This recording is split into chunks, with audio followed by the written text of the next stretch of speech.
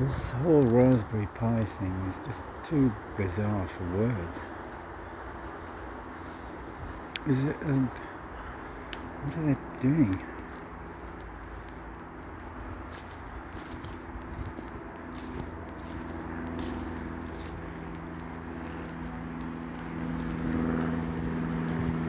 I caught some anecdote that they'd spent £25 million developing this RP1 chip. How? I can't believe that.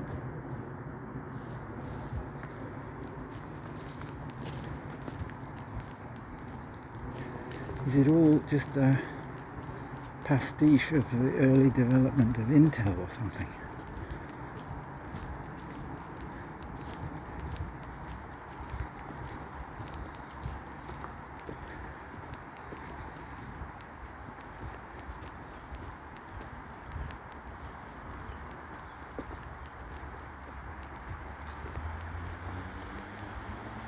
I mean, if it's for real what they've done, it's kind of sad for me because it's sort of thrown out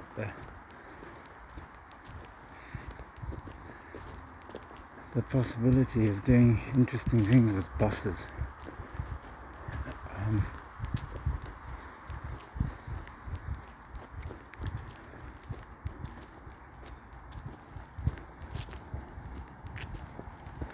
It was interesting that they confirmed what I suspected. This is what the pebbles are for. It's a drainage network.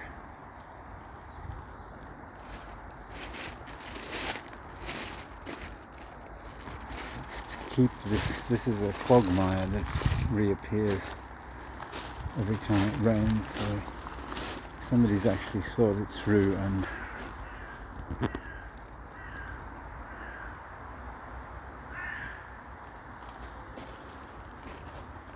they obviously know what they're doing. They're going to pump it into that pond and it'll settle, I guess, and over winter end up flowing into the little green area that we planted a few months ago, which is down there.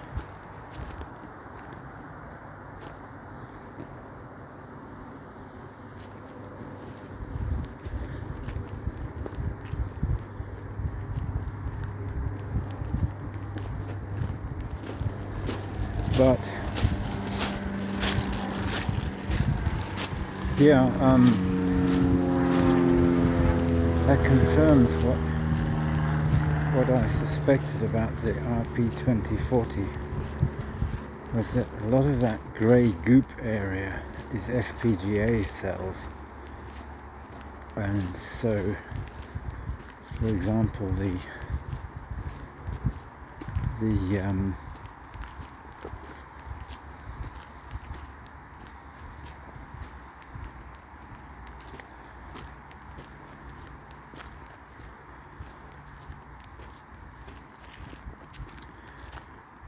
USB I/O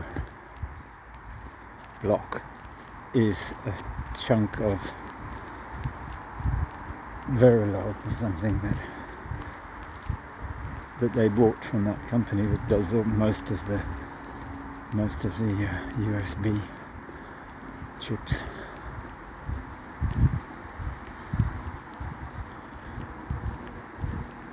And that's what gets you drivers quickly.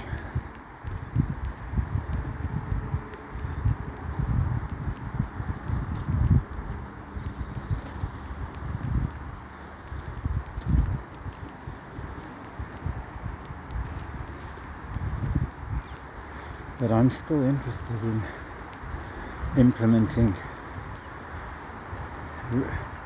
what Ben Eater covers in his USB keyboards, implementing all that with bare metal on RP2040 using PIO pins. Wow. Got lots of energy to spare. There's a nice patch. Does make a difference, sunlight.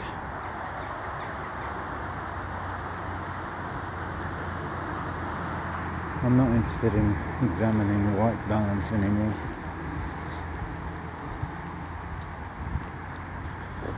So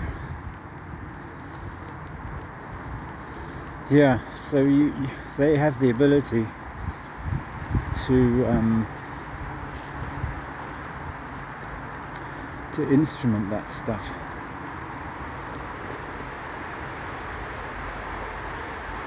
And just regenerate the FPGA image and then reprogram it, and so you do have some chance of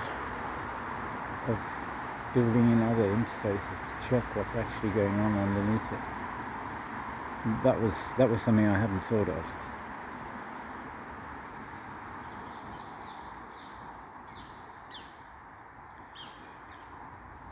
Presumably you can build some kind of parametric abstract implement, well, it's not going to be abstract, but it's going to be concrete but parametric.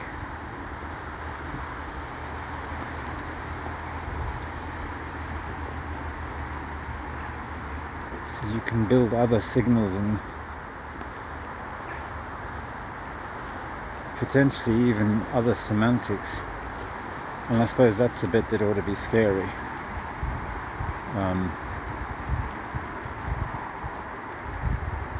It's one thing buying a block of IP and plonking it onto your chip. It's quite another figuring out what actually ended up on the chip. I mean, if it has got hooks all over it, like the security problem with dynamic library loaders, that's sort of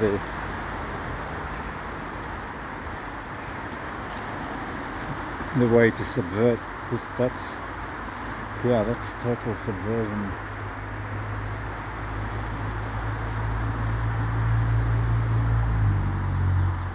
Because once you've got hold of the system at that level, you've got everything.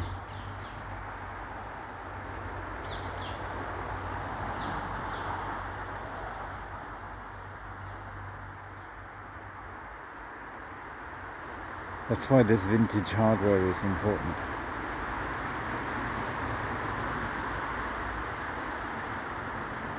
And it's pretty interesting that you can take a 1.1 megahertz piece of real 1.1 megahertz hardware and just jumper it onto a breadboard and stick an emulator in the middle.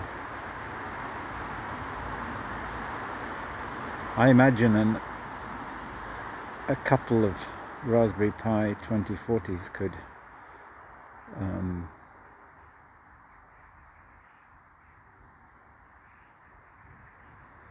emulate just about any 8-bit processor, including ones that have never been thought of before.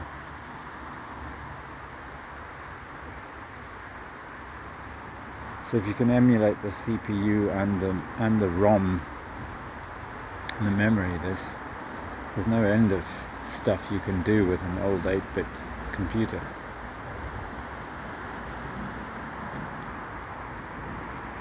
Swings and roundabouts.